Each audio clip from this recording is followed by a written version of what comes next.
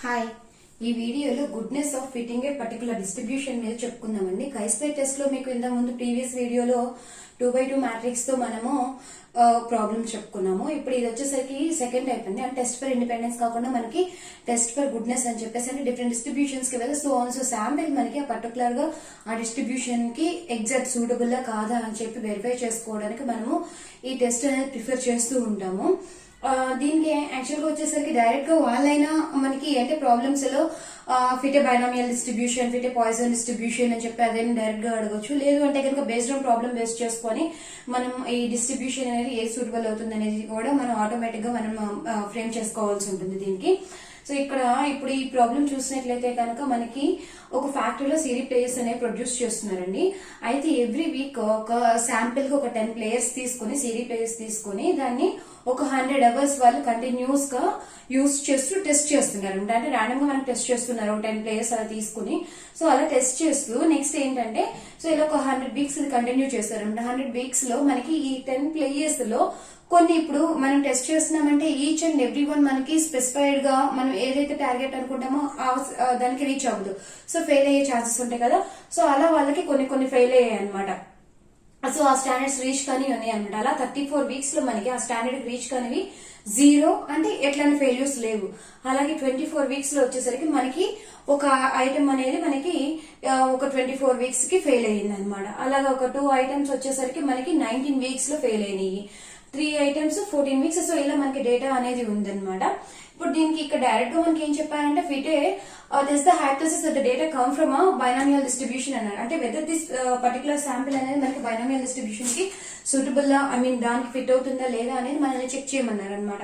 So first of all మనం ఇక్కడ ఇంతకు ముందులాగానే there is no significant difference between మనకి అబ్జర్వ్ ఫ్రీక్వెన్సీ ఎన్ని రకాలు ఉన్నాయి. మనకి అబ్జర్వ్ ఫ్రీక్వెన్సీ ఉంటుంది, అలాగే ఎక్స్పెక్టెడ్ ఫ్రీక్వెన్సీ ఉంటుంది. ఎక్స్పెక్టెడ్ ఫ్రీక్వెన్సీ వచ్చేసరికి థియరిటికల్ ఫ్రీక్వెన్సీ మనం ఫైండ్ అవుట్ చేసుకునేది.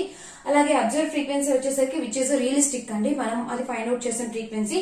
సో ఇప్పుడు ఇక్కడ మనకు బైనామియల్ డిస్ట్రిబ్యూషన్ అన్నారు కాబట్టి ఇచ్చిన డేటాలో మనం ఒకసారి చెక్ చేసుకుంటే కనుక ఇక్కడ మనకి డైరెక్ట్ గా 100 వీక్స్ అని చెప్తున్నారు, విచ్ ఇస్ నథింగ్ బట్ మనకున్న క్యాపిటల్ ఎన్. అలాగే ఫెయిల్యూర్స్ అనేవి మనకి 0 నుంచి 5 వరకు ఉన్నాయి. సో బైనామియల్ డిస్ట్రిబ్యూషన్ కి వచ్చేసరికి మనకి n equal to 0 to 1 to and so on n అంటూ ఉన్నాడు. సో ఇక్కడ n వాల్యూ మనకి ఫైనల్ గా ఉన్నది 5 కదా. So small n equal to మనకి 5 ఉంది. అలాగే ఇంకా p వాల్యూ q వాల్యూ రావాలండి. డైరెక్ట్ గా మనకి p వాల్యూ q వాల్యూ అనేవి లేవు కాబట్టి మనం ఫైండ్ అవుట్ చేసుకోవాలి. సో ఇప్పుడు ఫైండ్ అవుట్ చేసుకోవడానికి మీకు ఇక్కడ చూడండి సింపుల్ గా చెప్తాను నేను.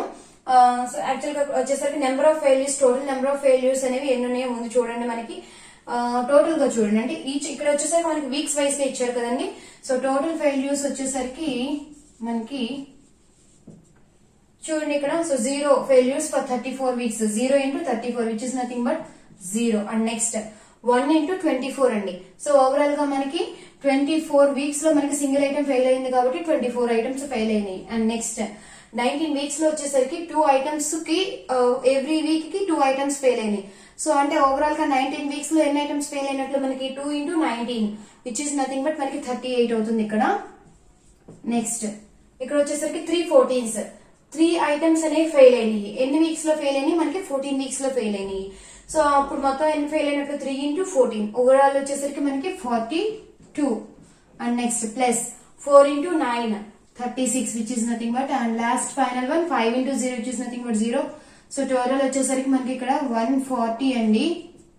ఓకే, సో మనకి ఓవరాల్ గా 100 వీక్స్ లో ఫెయిల్ అయిన ఐటమ్స్ అండి. ఇప్పుడు ఇవన్నీ కూడా 100 వీక్స్ లో ఫెయిల్యూర్స్ ఉన్నవి ఇవి 140 అయితే పర్ వీక్ కి ఎన్ని ఫెయిల్ అయినట్లండి మనకి.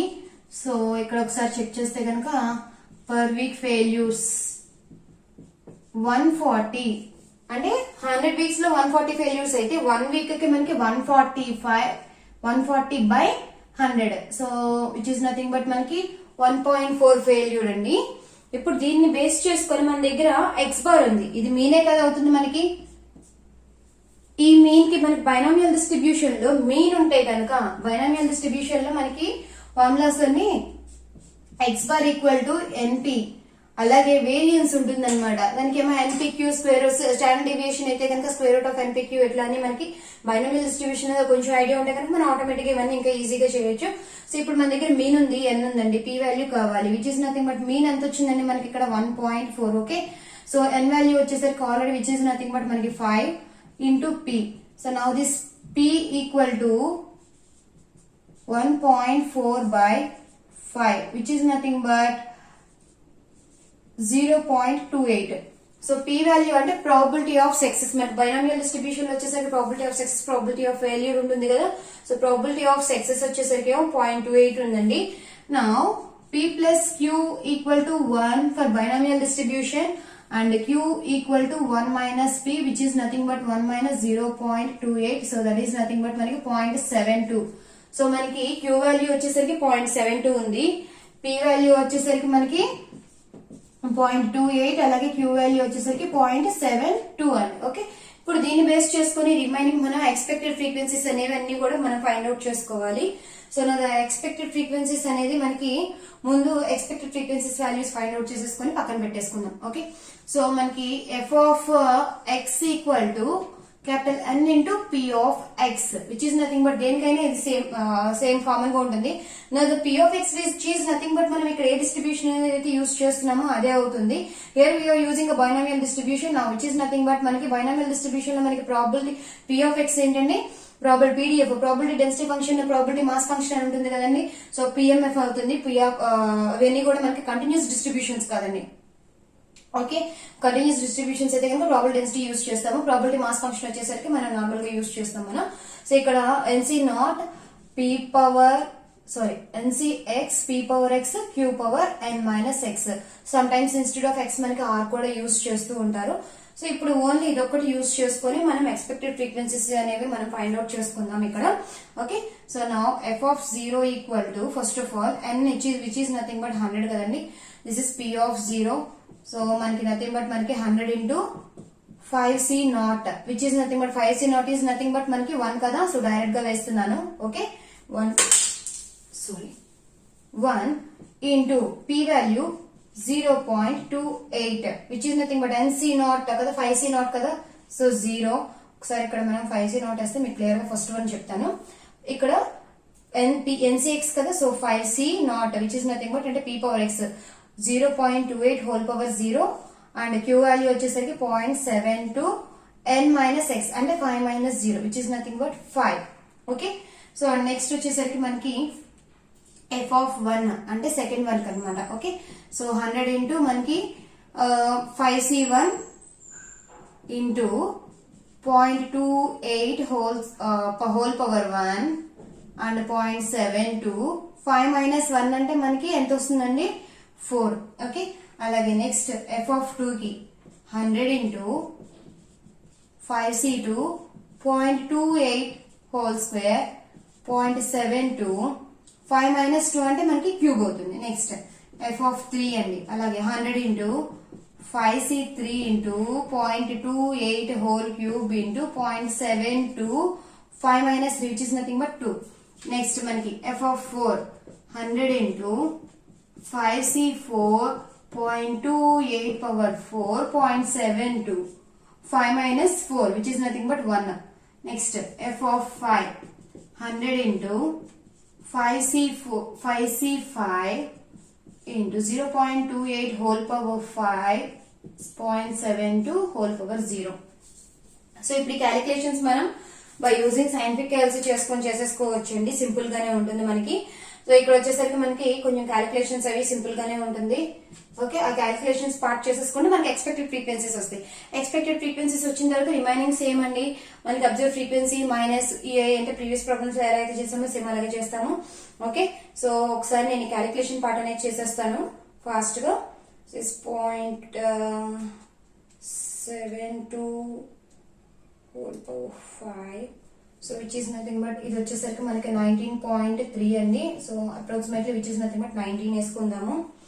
అండ్ నెక్స్ట్ వచ్చేసరికి ఎఫ్ ఆఫ్ 1 వాల్యూ వచ్చేసరికి 0.72 whole power 4 into 0.28. Next this is nothing but మనకి 38 అండి, 37.6 వచ్చింది. సో అప్రాక్సిమేట్లీ మనం బైనామియల్ డిస్ట్రిబ్యూషన్ కాబట్టి సో ఆల్మోస్ట్ మనం డైరెక్ట్ గా వేసేసుకుంటే వీక్స్ అనేవి మనకి సగం అట్లా వేయకోకుండా డైరెక్ట్ గా అప్రాక్సిమేట్ వాల్యూస్ వేసేసుకుంటే సరిపోతుంది. సో నేను రౌండ్ ఆఫ్ చేసేసి వేసేస్తాను. లేదు అంటే కనుక మీరు వేసుకొని 37.6 అని వేసి అప్రాక్సిమేట్ వాల్యూ అయినా వేసుకోవచ్చు. Okay, 0.72 cube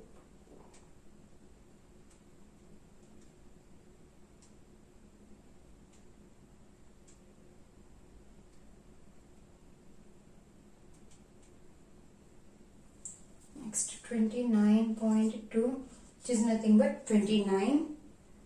Next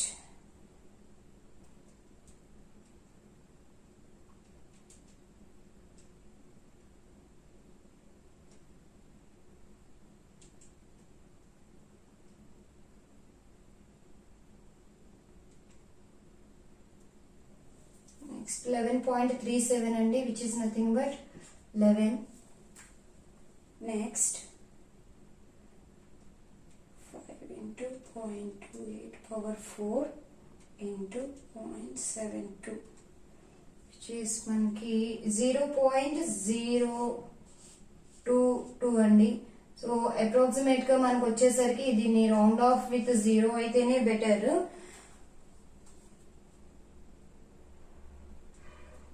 And the final one is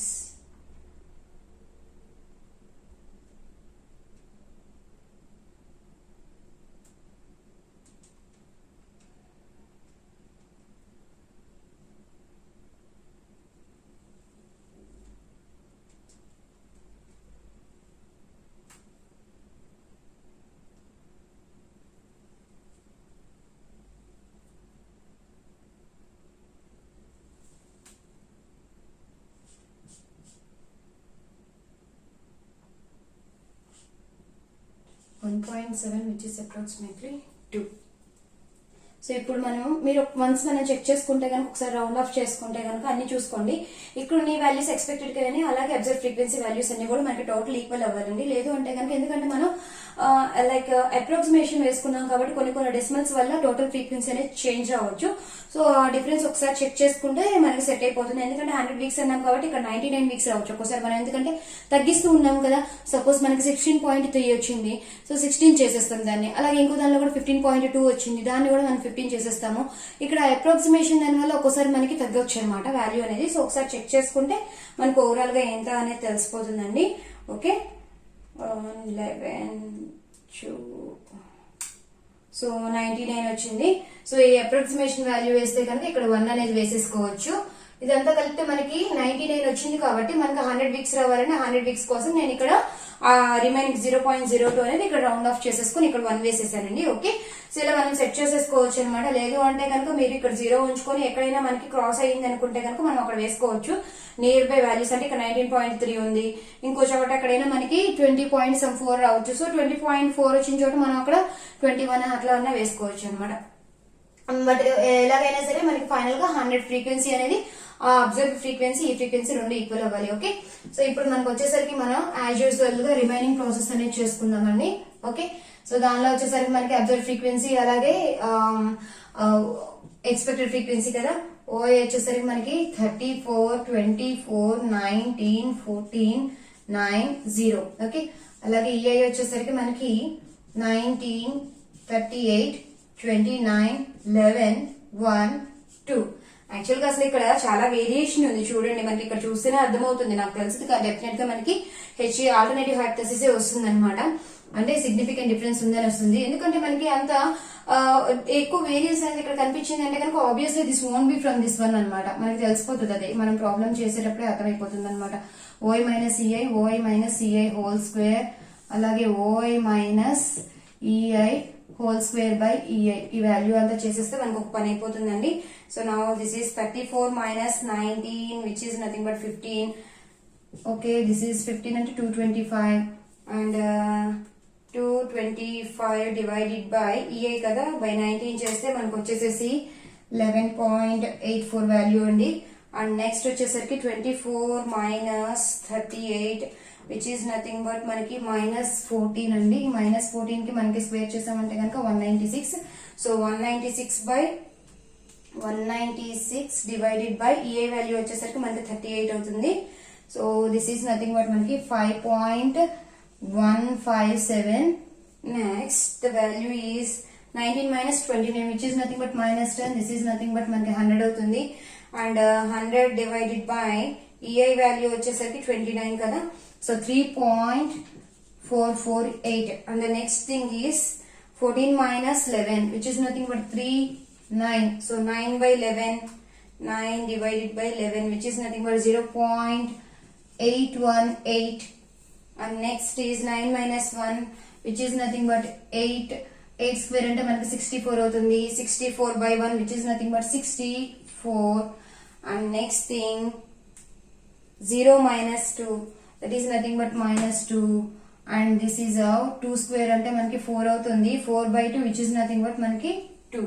so overall గా మనం టోటల్ చేసుకుంటే కనుక 11.84 plus 5.157 plus 3.448 plus 0.818 plus 64 plus 2.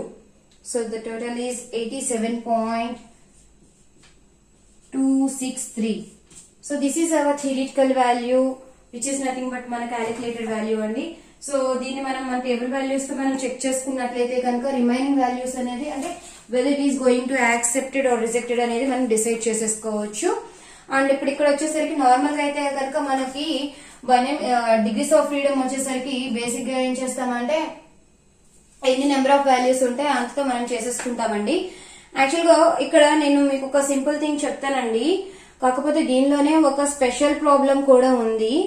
ఇప్పుడు బేసిక్ గా మనం ఇలా చేస్తాం అంటే కాకపోతే మనకి యాజ్ పర్ మనకి కైస్పెట్ లో ఒక టెస్ట్ కొన్ని కండిషన్స్ ఉన్నాయి. ఇన్ కేస్ ఎప్పుడైనా కానీ మనకి ఫ్రీక్వెన్సీస్ అనేవి బిలో 10 ఉంటే కనుక వాటిని ఆ నైబర్ ఫ్రీక్వెన్సీస్ కి మనకి యాడ్ చేసేసేయాలి అని చెప్పేసి ఉంటుంది. సో ఇప్పుడు ఇదంటే ఇవి నార్మల్ గా కొన్ని టెక్స్ట్ బుక్స్ లో మనకి ఇలా ఇచ్చేస్తారండి. దట్ ఈస్ ద యాక్చువల్ గా అది యాజ్ పర్ రూల్ అయితే కనుక అలా కాదు. బట్ ఇప్పుడు చూడండి, దీన్ని గుర్తు పెట్టుకోండి. ఇక్కడ నుంచి మనకి ఇప్పుడు ఈ 1, 2 అనేవి అలాగే ఇక్కడ 9, 0 అనేవి బిలో 10. ఇదే వాల్యూ ఈ మనకి క్లాస్ లెవెల్ వచ్చేసరికి ఒక్కొక్కసారి 5 తో కూడా ఉంటుంది. అంటే బిలో 5 ఉంటే కనుక యాడ్ చేస్తారు, అబోవ్ 5 ఉంటే కలపరు అనమాట.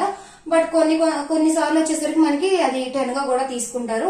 సో ఇప్పుడు వచ్చేసరికి నేను ఈ 14 కి నేబర్ ఫ్రీక్వెన్సీస్ అనేవి యాడ్ చేసేస్తే ఇక్కడ ఏమవుతుందండి మనకి this would be 23. Okay, overall గా మనం టోటల్ చేసేసుకుంటే అంటే అరౌండ్ 0. అండ్ ఇక్కడ 1, 2 ఉందండి. ఈ 11 కి 1, 2 యాడ్ చేసేస్తే ఏమవుతుంది మనకి 14 అవుతుంది. సో ఇక్కడ ఇప్పుడు 23 minus 14.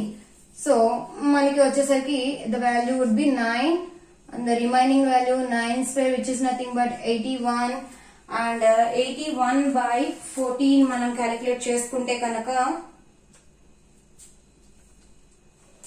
5.785. So now the total value would be changed.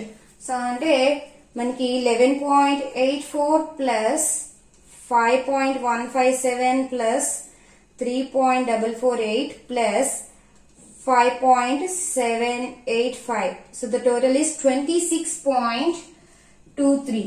So చూసారా దానికి దీనికి ఎంత చేంజ్ వచ్చిందో.